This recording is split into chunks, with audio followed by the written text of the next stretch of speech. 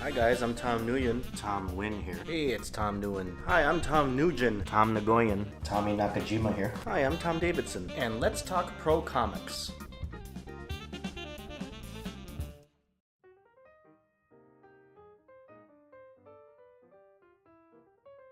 Oh, hi, I didn't notice you there. It's me, Tom, and I'm back with another edition of Comic Book Pro Frequently Asked Questions. So an interesting question that I had gotten a little while ago was, what did you do with your first DC Comics paycheck?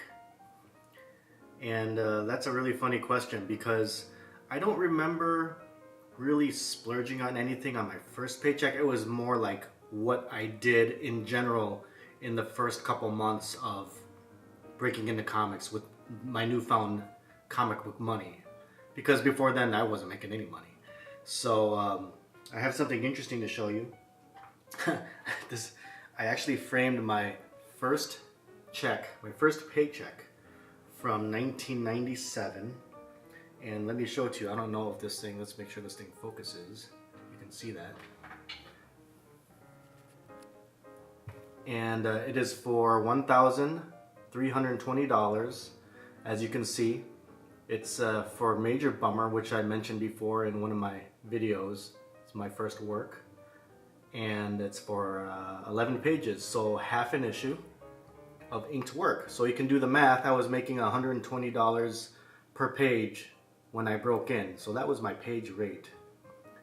Thankfully, that's not my page rate any longer. Otherwise, I'd be on the streets. So, oh, and I think it's really cool too that their checks, their old check stubs back then, has Superman, Wonder Woman, and Batman on there. Anyway, what did I do when I first broke in with my first few paychecks? Well, I moved out of my parents' house. I had been living there, and believe it or not, I moved right into I didn't get an apartment, but I moved into a fraternity house at the University of Minnesota. So I went 1 year at the U of M. I actually joined a fraternity, which is, you guys will laugh, but that's another story in itself. I did join a fraternity there, and I got to know the brothers there. You know, we were brothers. So, but after I dropped out of college and I moved back home and just kind of doing the grind, working, I was drawing caricatures in the summertime for Tom Richmond out at an amusement park locally here called Valley Fair.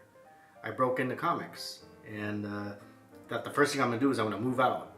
So I did. So I moved back into the fraternity house because it was so cheap. It was like, oh, I don't know, it was like a little over $100 a month or something like that. So not only was I able to move out, you know, I rented my own room there, but I was able to still save a ton of money. But one of the first things I think I did was I bought a drafting arm, and I kind of mentioned this in one of my earlier videos in my studio tour. I don't even know if you guys can see. There, let's just bring this over.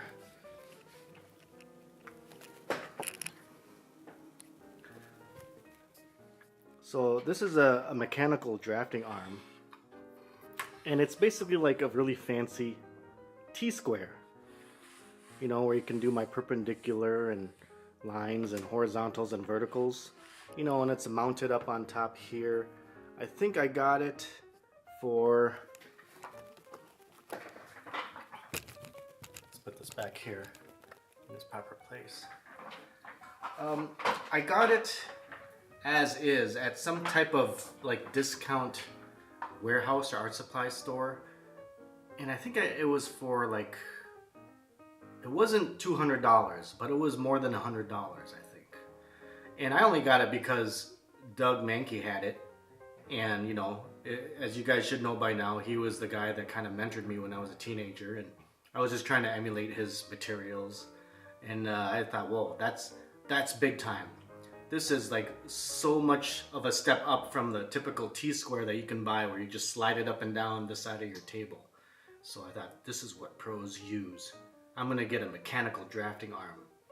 And yeah, so it's been a good investment. I mean, it's a tax write-off, and it's really cool. Like I said, it's really nice and slick for doing your straight lines. So that was one of the first things I splurged on. Another thing I splurged on was a guitar.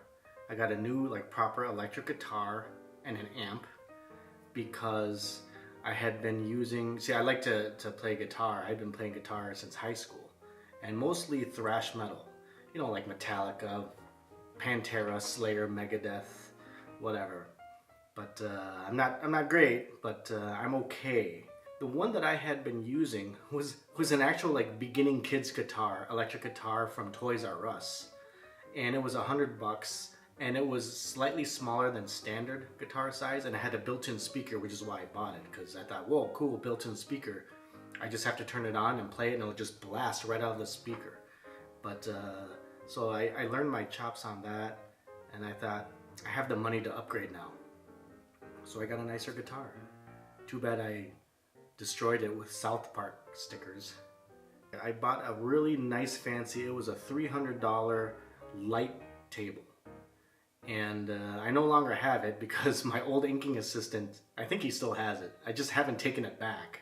So I'm not blaming him at all. I just, you know, we moved around over the years and he never offered to give it back and I never asked to take it back. So he's just taking care of it, I like to think. But if he still has it, maybe someday I'll get it back from him. I haven't really had a need to use the traditional light box anymore these days anyway, but it was a really nice one. So maybe I'll take it back someday. Yeah, I mean, other than that, just more comics, toys, better quality of food. Like, you know, like I could eat at restaurants now and actually buy more fast food. Not that you could tell with me eating my bowl of homemade ramen here. But yeah, I was just able to do more things and enjoy life a little bit more. You know, just go out with friends more, whereas before I would just stay home because I couldn't afford to go out. So yeah, that's I'm sorry it's not a very exciting story, and you know, if you guys think that comics, you break in the big two, you're gonna get rich, you're dead wrong. That's not the industry to get rich. Well, I mean, it depends on who you are and what books you work on. I've been able to stretch out my career this long, and I'm just lucky enough to do that. It's harder to stay in than to break in, so just being able to even make any type of money, making a living, is a blessing to me. So that's it for today. See you next week.